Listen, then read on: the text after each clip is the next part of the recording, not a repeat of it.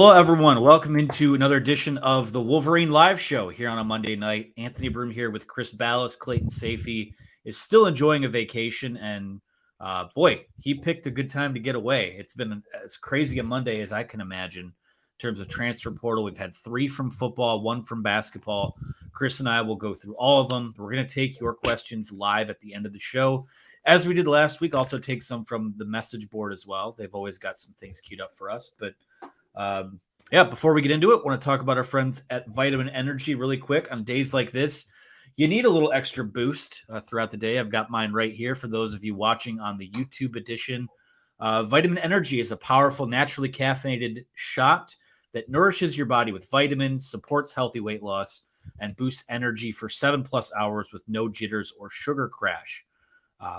The benefits in every shot: it's naturally caffeinated, it's gluten-free, it's vegan and kosher certified, keto-friendly. They have 0 sugars and artificial flavors.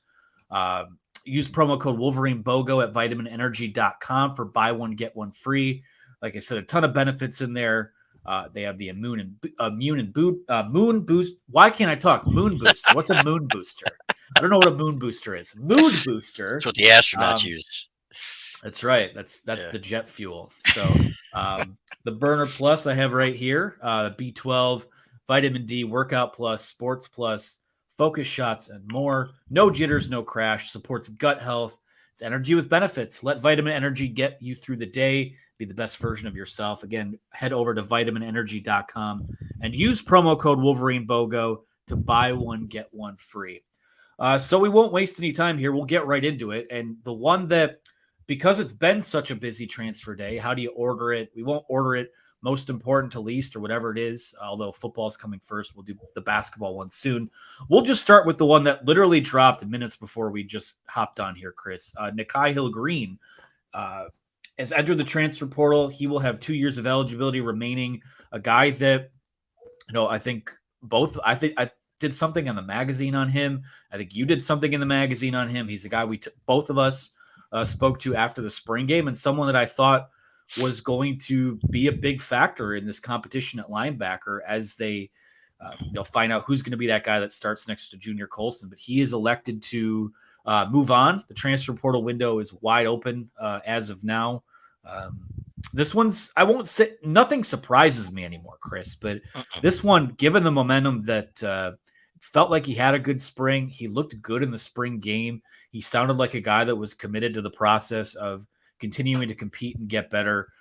This one kind of caught me off guard. And a lot of that has to do with the fact that it was right before we went on, but surprised by this one. It looked good-ish, I thought, in the spring game. There was one time when Matt Hibner caught across a pass across the middle of tight end and ran away from him. And I'm thinking, in the past, Nikhai Hill-Green, man, you know what? That's not happening to him. And there were some issues. I thought Jesse Minter, Michigan's defensive coordinator, went on the In the Trenches podcast with John Jansen, and he said, he still has some work to get back as a football player to where he was. And when you've got guys like Ernest Hausman playing incredible football, which he was in the spring and in the spring game, the transfer from Nebraska, you've got Michael Barrett back for his 6th year. You've got Junior Colson coming back. That's 3 guys. And I think Nikhai Hill-Green, honestly, was 4th on that list. So they're losing some backups here. When you look at the other guys they lost, AJ Henning, you know what? It's like, is he going to catch some balls this year? And he hasn't really in his first 3 years. They were using him as a reverse guy and as a return guy. You can find another return guy. So with Nikhai, though, to me, it's unfortunate because Jim Harbaugh was talking about how athletic he was, AB, and how he could be one of those guys right there next to Junior Colson as part of an unbelievable tandem. And then he had a soft tissue injury. We don't know what it is, maybe a hamstring or something like that never really healed properly, and he never really came all the way back. But I did think he was going to stick it out in talking to him after the spring game. So you hate to see these guys leave because you know what, that's quality depth. No, he wasn't a starter, but it's quality depth. And now, you know what, you're going a little bit deeper into your depth chart to get there. Plus he's a great kid. Really enjoyed talking to him and wish him all the best wherever he ends up. Yeah. I want to preface all of these transfers really by the fact that, this isn't like it was a couple of years ago where guys are transferring out and the social media uproar would be, oh my gosh, what's going on at Michigan? Is Jim Harbaugh losing control of the program. You have these guys that were contributors or promising that are moving on. To me, this is a testament to their depth at all of these positions that we'll talk about here. But, namely at linebacker, Ernest Hausman wasn't brought in to be put on ice and then, I know he was just a freshman last year, but maybe he pays off 2 years down the road or whatever. No, he's going to play this year, and he's one of their better linebackers already. Michael Barrett, 6-year guy, has been a steady riser over the last few years. You've got Junior Colson. You've got those younger guys like Jimmy Rolder. It's on paper. I feel like we talked about this a couple weeks ago where, the pros and the cons of being so deep and so loaded at every position are that, obviously you have options there. If a guy goes down, they survived last year when Nikhai Hill-Green went down. The con to it is you can't hoard everyone, and sometimes culture and championship aspirations aren't enough to do that. So I'll say this about all three guys. I mean, they all good guys, all played critical roles in this team's turnaround in the last 3 years, and you wish them all well. Yeah, and the portal is this is what is made for these guys, right? I think at least that they're probably going to leave with their Michigan degrees. A lot of these kids are finishing up their degrees in 3 years and working over the summer, which is great. AJ Henning was one of the nicest kids I ever talked to. I went to the camp that JJ McCarthy ran in Chicago last year, and just down to earth. And I'm thinking, man, I really hope this kid has a great career, And he, he will have memories that will last forever. That first touchdown against Ohio State in the game that got them over the hump. This kid was fantastic in that game. So he just wasn't the receiver that I think a lot of people thought he could be. When you're that small, you've got to be more explosive, twitchier, and he just wasn't. But I give him all the credit in the world for sticking it out. There have been rumblings, the last few years before that maybe he would go. But he stuck it out. I think he's going to get his degree, and I wish him all the best, man. A great kid. With RJ Moten, I don't think RJ Moten played in the TCU game. Correct me if I'm wrong, but he was, down a ways on the depth chart. It's funny how you read some of these headlines on social media. Michigan devastated by loss of, starter or something like that. Well, he wasn't a starter anymore. Makari Page had passed him up, and you got some young guys in Zeke Berry and Keon Sabb and others that are really pressing him for time. Moten was kind of a tweener. He was kind of more like in the Viper mold of the old Don Brown defenses, and they actually played him at linebacker, AB, at the Fiesta Bowl, and practiced him there a little bit. So, but again, another kid who really helped change the course of the program. We wish him all the best and hope he kills it wherever he goes, unless of course it's Michigan State or Ohio State or something, but we don't anticipate that. Yeah, no, it sounds like with a lot of these guys, either going back home or going to familiar spots is in play. I wonder with a guy like Hill-Green, is that another Biff Poggi type of addition? We'll see. Interesting, yeah. So who knows? I'll start with Moten. I wrote about this earlier today. You can check it out over on the Wolverine.com when it was just the two guys that transferred out. But not a lot of surprise for me with Moten deciding to move on. I think, as you said, we saw Makari Page pass him on the depth chart, and those snaps kind of went down throughout the year. So I think something with this Michigan secondary that we've seen is, an emphasis on versatility. Now, RJ Moten can be versatile in that, okay, maybe he's more of a traditional guy that plays in the box and can play a little bit of linebacker. But, I think they want to be able to mix up the coverages a little bit and move guys around in situations like that. So I think Makari Page clearly was a guy that passed him. Rod Moore had long passed him, probably closer to 2 years ago. But I think it's the Zeke Berry. That's the name right there. I mean, we saw him talk about guys that had a good spring game. I mean, he's a guy who, even going back to you watch his high school tape, he's a ball hawk and someone who can play it. He can play deep safety. He can step up and play the nickel, similarly to how Dax Hill did. Not saying that's his ceiling, but when you look at the role and the archetype. So I think that he's a guy you look at, he's probably the biggest beneficiary of a spot opening up on the depth chart, so to speak. Keon Sabb, another one. I think both of those guys are going to be, they'll be fixtures here before too long. It's going to take, they're just so deep there right now. Henning at wide receiver, again, another guy where the writing may have been on the wall. Again, he was just kind of a gadget guy at Michigan. I think it was kind of telling, and don't get me wrong, had one of the biggest plays of that Ohio State game in 2021. It returned punts at an all Big Ten level the last 2 years. We'll talk about that in a second, but there were times last season where I felt like we came on these shows and we said this offense needs to find ways to be a little more explosive. And the fact that he wasn't really able to be the solution in that, I think that was pretty telling.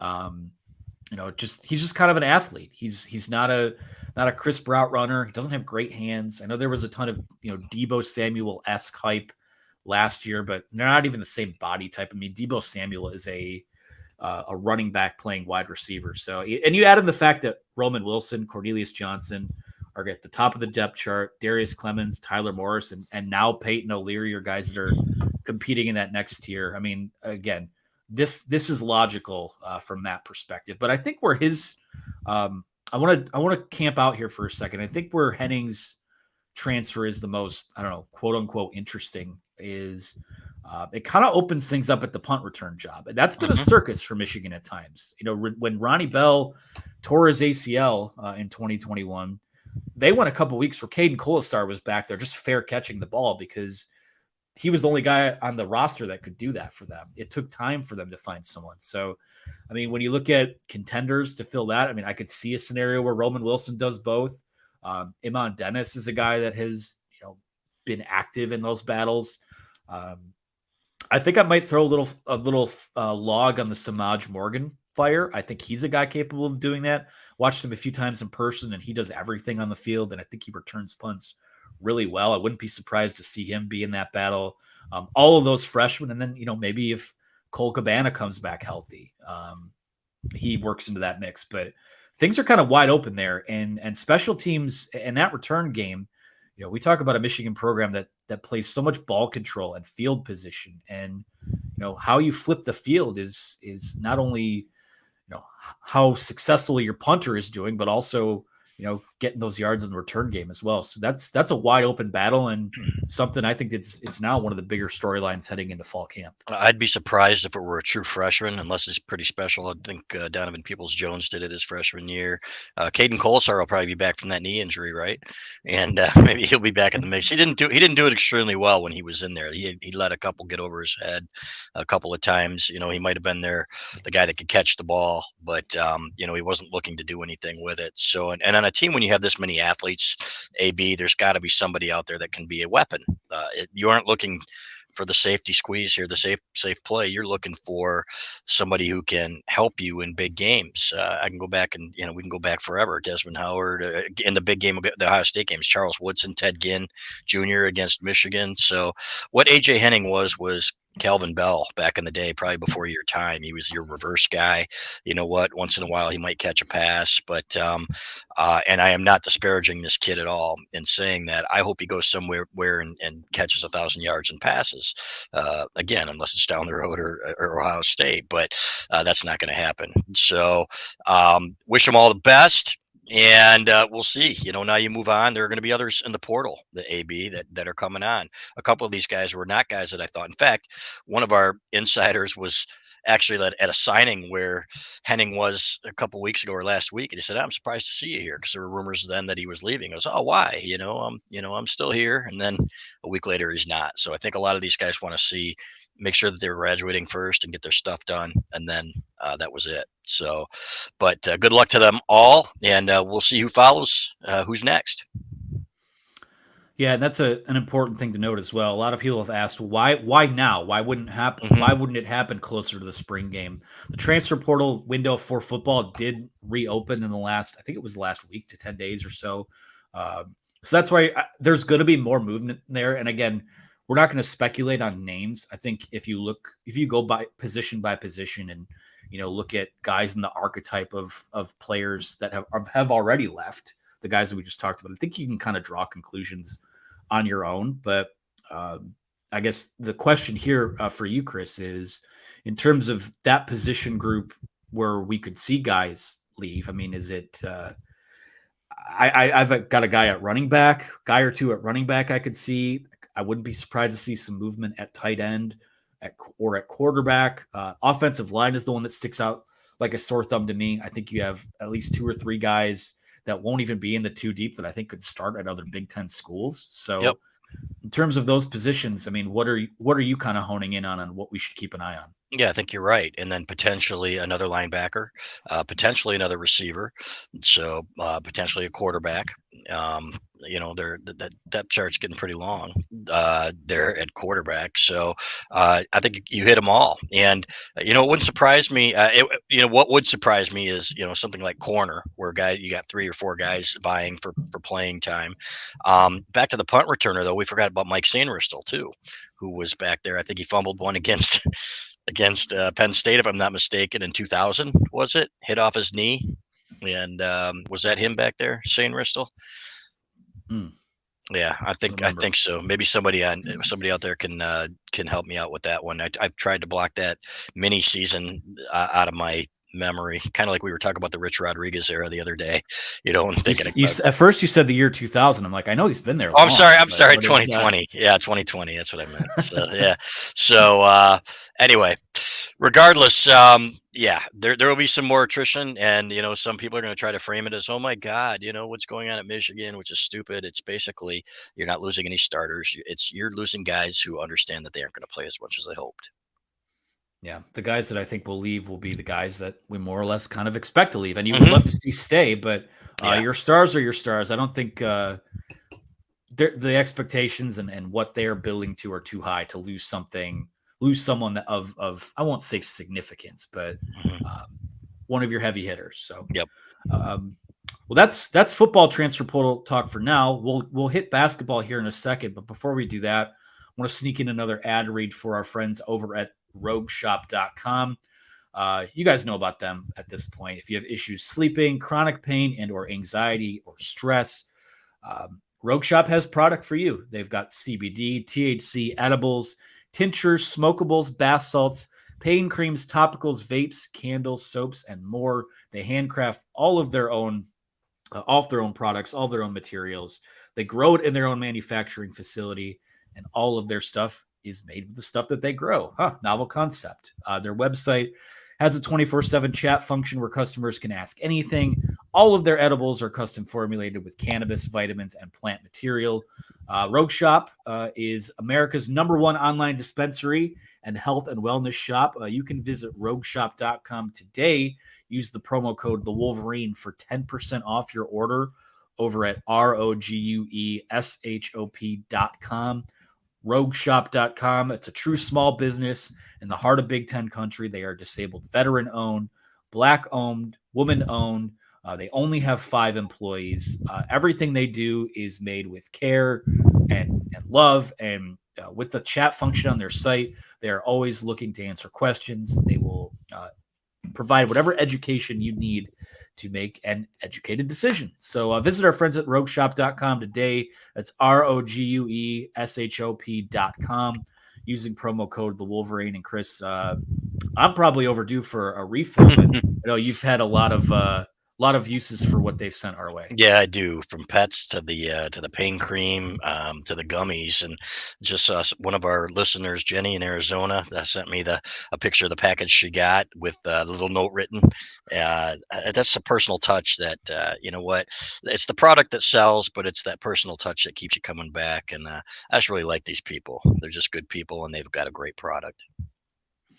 All right, again, that's promo code The Wolverine at rogueshop.com. I'll spell it one more time to make sure I have it. rogueshop.com. I feel like that's the first time in weeks I haven't botched that, but check out our friends over at Rogue Shop. All right, well, it is Transfer Portal Monday after all.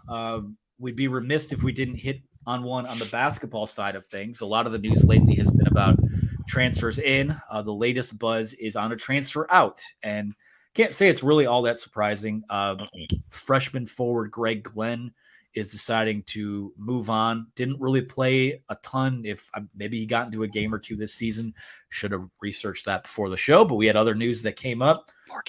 But Gregg Glenn is out the door, so he is. Again, I don't know how he would have I don't think he would have had much of a factor on next year's roster. Really, the biggest impact comes in the fact that you have another spot open now.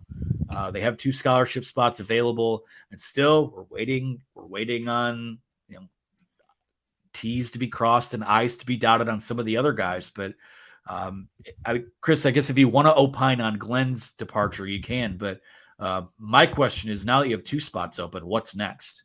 Yeah, they're going to continue to look in the portal. Glenn is not a surprise at all. He played in 4 games. Great kid. I remember sitting down with him on media day in October, I believe it was, and he talked then about how homesick he was, and I'm like, man, that's a bad sign. He'd been there since June, I think, and I think he's a better fit somewhere in Florida, one of the smaller schools, one of the smaller Florida schools. I just don't think he's got a home at this level. And that's what a lot of the experts, when he committed, said, how is he going to score in the Big Ten? Who is he going to defend? He was one of those kids that really kind of blossomed early and then kind of peaked early. So, but I wish him nothing but the best. Friend of the Howard family, and that's one of the big reasons that I think Juwan wanted him here. And Phil Martelli told me last year. He said, it's these guys. You know what? These guys will take a bullet for Juwan, right, in a game. These guys will go all out, and that's what he liked about him. But to me, I just think he just isn't ready for this level of basketball. Hopefully he'll go somewhere though and thrive, because again, a really nice kid. So next, they're still waiting on Olivier Kamwa from Tennessee. Sounds like he's exploring his professional options as well. Michigan's got to step up its NIL game, not just for him, but for all the guys, including the guys they got commitments from in the portal, the Caleb Loves and the and guys like that, and Amari Burnett.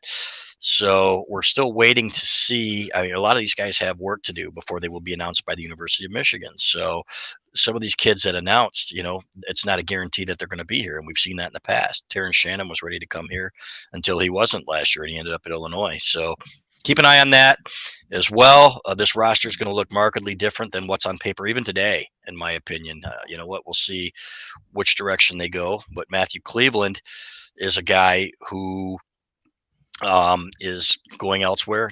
Michigan did not make his top 3. So they've got some work to do. They're going to have to find some more bodies. Yeah, all of a sudden you look at some of those top options for them. Harrison Ingram off the board, Matthew Cleveland no longer an option.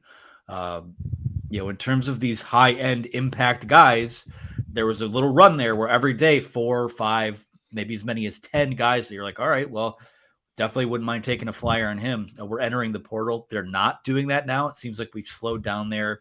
And it's kind of the game of musical chairs. So for Michigan, you've got these 2 spots open still. I assume one of them will be filled via transfer. Wouldn't be surprised to see Juwan maybe try to pull a Youssef Kaya type of recruitment with someone else. Maybe there's someone he's eyeballing.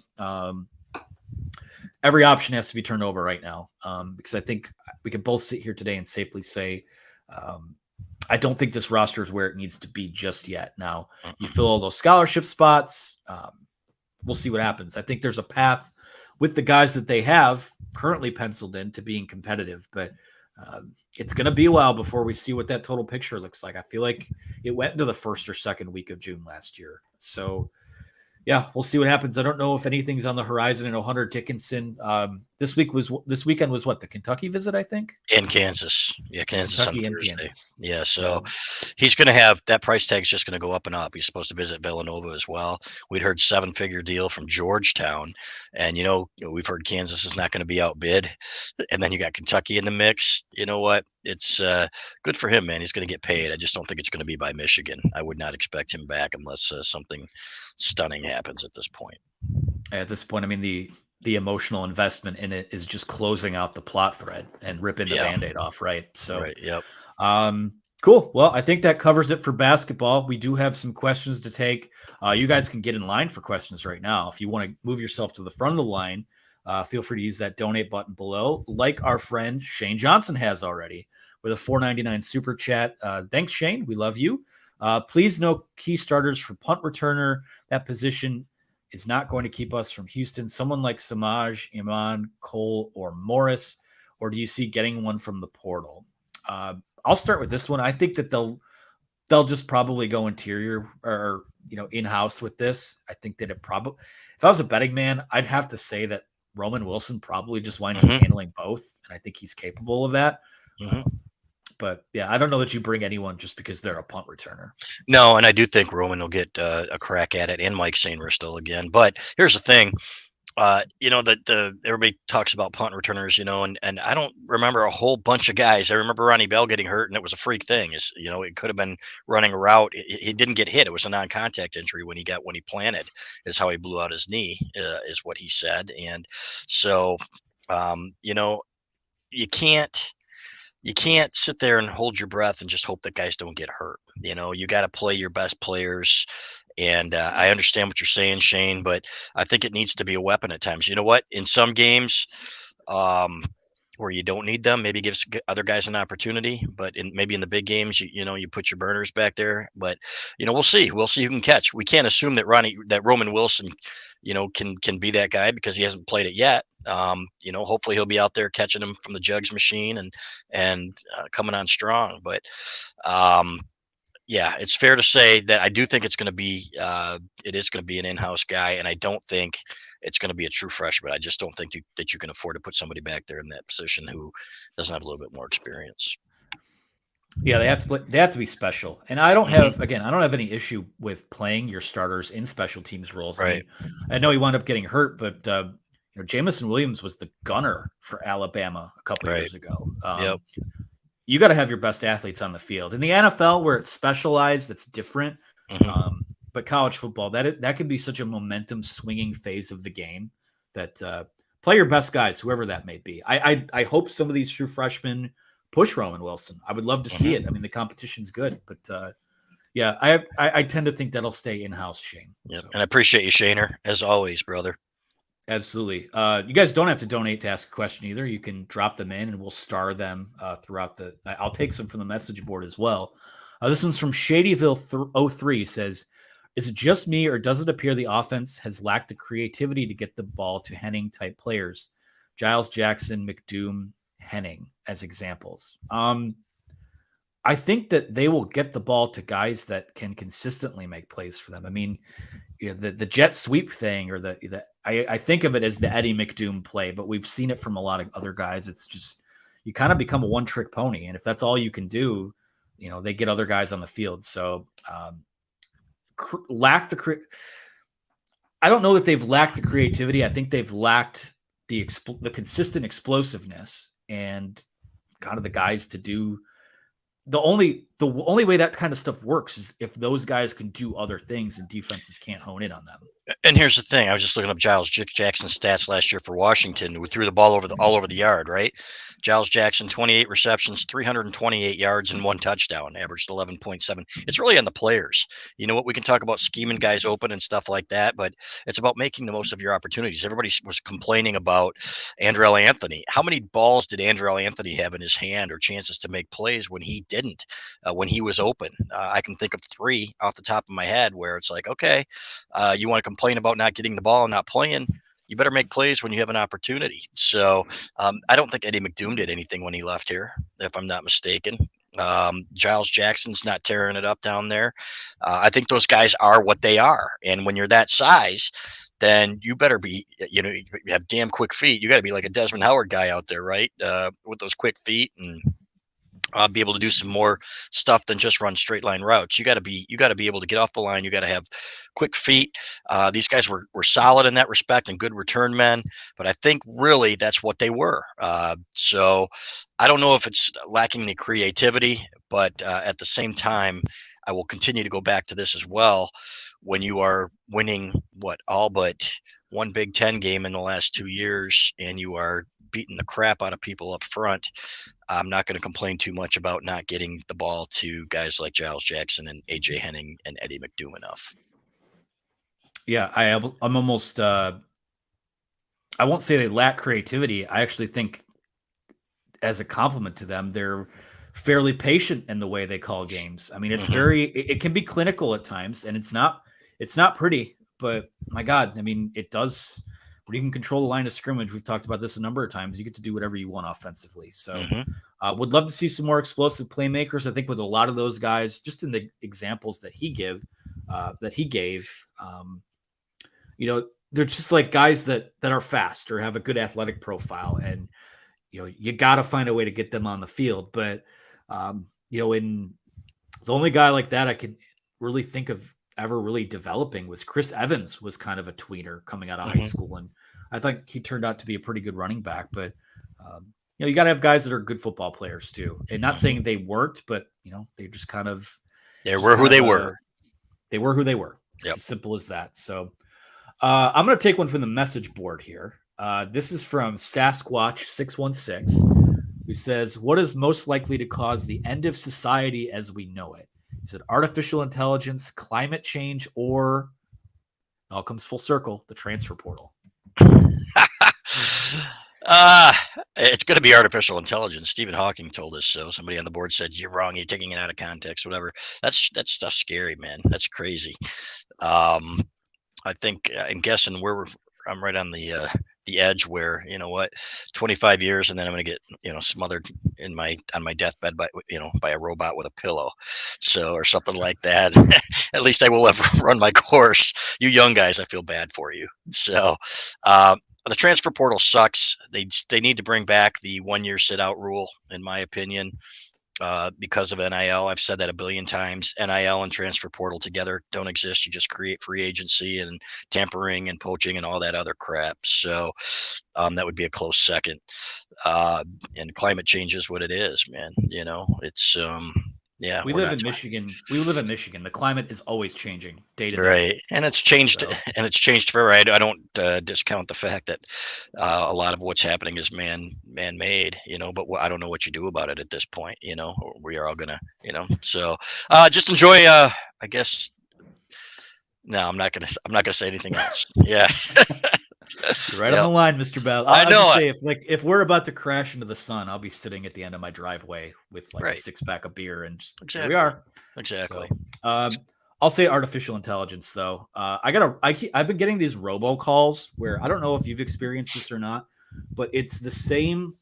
It's literally the exact same number on my caller ID as DT, the power company, and they're calling. They've called once a day, like every day for the last week or so, saying, "You're 30 minutes from having your power shut off. Press 1 for." I did some research into that, and apparently there are these hackers out there that can use basically hack caller ID and make it look like something else. So, listen, I'm a millennial, and technology, the advancements we've made. I mean, we're sitting here doing a show is a testament to the advancements that have been made. But I'm getting to the point now where I'm like, okay, that's a little much for even me. So maybe I'm just getting older. Maybe that's the transition too. It is. Our John Borton used to have to go in on Sundays, driving from Jackson, to send pictures via modem and stories in the office back in the 1990s. And and then all of a sudden, wow, we can send stories via email. Now it's just like you push a button and your story's gone. It's scary, man. There's such a thing as too much information and too much technology. I think we're going to find that, at some point, probably in a lot of your lifetimes. Social media is bad enough. You got a bunch of bozos out there, so now you're going to have, AI robots or something trying to ruin your life instead of just bloggers. Oh, who could have ever seen this coming? Yeah, this is just a really really upbeat segment here. I grew up on pop culture, and AI has been ruining movies for years, so none of it's surprising to me. On that note, I mean, maybe something a little more optimistic here. Another question from Sasquatch, who asks, I love what that is the guy. Single best shout out to Sasquatch, what is the single best meal you've ever eaten? Something cooked by my mother, hands down. So I couldn't tell you what, but everything she makes is good. So let me think about it. You go ahead, Anthony. Oh my gosh. Single best meal I've ever had. Oh God, could go a number of ways with this. The first one that just popped in my head. My girlfriend and I were in Nashville in January, and we went to this bar that had a food truck outside of it. They were making those smash burgers off the food truck, and my God, I mean, if you're asking me, if I was on my deathbed right now and I want one of those burgers, it's one of the best cheeseburgers I've ever had off of this food truck. So shout out to Green Burger in Nashville. El Lobo is going to shame you. He's a chef on the board. El Lobo is going to say, you swine. And he told me when I said I liked eating at a chain restaurant or something like that, that I was just doing them a disservice by not trying what's out there. And you know what? I plan on doing that before I die. So some of these high end honorable mention, maybe not honorable mention, but hand in hand in terms of sit down meals. Hard to beat the Zender's family style chicken dinner. There you have it. There you go. I think this could go off the rails at any point. So I think I might just put a pin in this show after this question here. He's not with us tonight, but he is with us in spirit. Clayton Safey asks, what gets you most excited about life? So let's go a little existential here, Chris. What makes you the most excited about life? Did Clayton really send that in? Yeah, it's on the board. Probably as he's teeing off on the 5th hole at Scottsdale Country Club or something. He's in Arizona right now. And what gets me most excited about life is the happiness of my kids and their families.